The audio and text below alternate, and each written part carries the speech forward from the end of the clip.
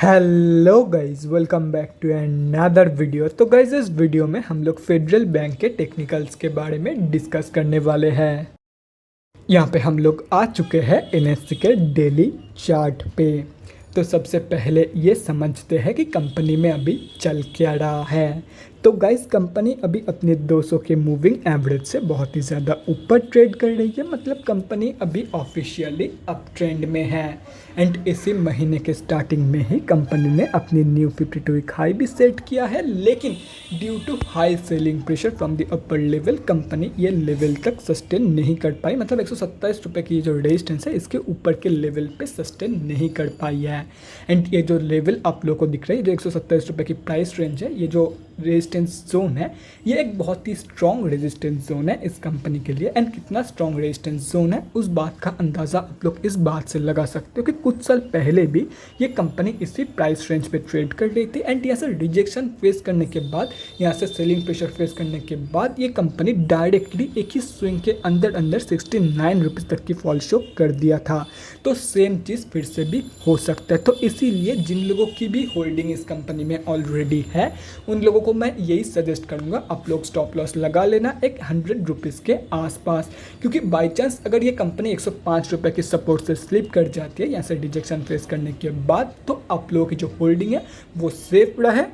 And अगर loss भी हो रहा है तो ज़्यादा लॉस ना हो। तो सिंपली आप लोगों को एक स्टॉप लॉस लगा लेना है। और रही बात जो लोग फ्रेश एंट्री करने के बारे में सोच रहे हैं, उन लोगों को कहाँ पे एंट्री करनी चाहिए, तो देखो गाइस, सिंपली अगर कंपनी ऐसे रिजेक्शन फेस करके टोटली नीचे गिर जाती है तो सिंपली वेट करो गिरने के बाद कब ये कंपनी फिर से 200 मूविंग एवरेज के ऊपर क्रॉस करेगी। जब ये कंपनी गिरने के बाद फिर से 200 मूविंग एवरेज के ऊपर क्रॉस करेगी, उसके बाद आप लोग फिर से फ्रेश एंट्री ले सकते हो for both short term and long term. और अगर बाई चांस कंपनी यहीं पे मल्टी ईयर ब्रेकआउट दे देती है, मतलब 126-127 रुपये की जो रेजिस्टेंस है इसको सक्सेसफुली क्रॉस करके ऊपर क्लोजिंग कर देती है प्रॉपरली ऑन डेली बेसिस, उसके बाद आप लोग फ्रेश एंट्री इस कंपनी में प्लानिंग कर सकते हो। एंड बेसिक टारगेट होगा 150 रुपीज़ एटलीस्ट।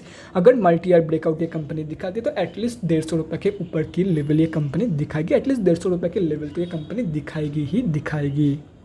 और रही बात स्विंग ट्रेडर्स की, तो देखो guys, simply wait for the reversal, चाहे वो 105 रुपये के लेवल से कंपनी दिखा रही हो या तो फिर 69 रुपीज़ के लेवल से। जिस लेवल से भी ये कंपनी रिवर्सल शो करेगी, रिवर्सल कंफर्मेशन के बाद आप लोग अपर टारगेट के लिए, मतलब अगर यहाँ से रिवर्सल शो कर दिए तो आप लोग ऑलमोस्ट 84 रुपीज़ के टारगेट के लिए एक बहुत ही बढ़िया स्विंग ट्रेड प्लान कर सकते हो।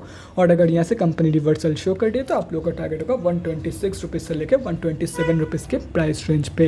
As simple as that. कोई भी यहाँ पे रॉकेट साइंस नहीं है। बस एक चीज़ हमेशा ध्यान में रखना है कि एंट्री हमेशा कंफर्मेशन के बाद ही लेनी है। क्योंकि देखो, इस बार कंपनी ने ऑलरेडी मल्टी ईयर ब्रेकआउट दे दिया था। अगर देखा जाए तो देखो, लास्ट बार की जो लेवल है वो कंपनी ने तोड़ दिया था, लेकिन क्या हुआ, end of the day company ने इसके ऊपर क्लोजिंग नहीं कर पाया। ऊपर के लेवल से कंपनी ने बहुत ही ज़बरदस्त सेलिंग प्रेशर फेस किया। तो इसीलिए बोल रहा हूँ, अगर एंट्री ले रहे हो, चाहे किसी भी प्रकार की entry, short term, long term या तो फिर स्विंग ट्रेड की एंट्री, हमेशा कंफर्मेशन के बाद ही आप लोगों को लेना है। तो guys, that's it for this video. अगले वीडियो में मिलते हैं गाइज। Thanks for watching. और गाइज, अगर आप लोगों के मन में कोई भी डाउट या क्वेरी रहती है स्टॉक मार्केट या किसी भी स्टॉक से रिलेटेड, तो कमेंट सेक्शन में कमेंट करके मुझसे पूछ सकते हो, या तो फिर मेरे इंस्टाग्राम का लिंक आप लोगों को डिस्क्रिप्शन बॉक्स में मिल जाएगा, जाके वहाँ पर भी मुझे DM कर सकते हो for an one-on-one conversation. Thanks again for watching guys. Bye guys, and definitely guys, stay safe.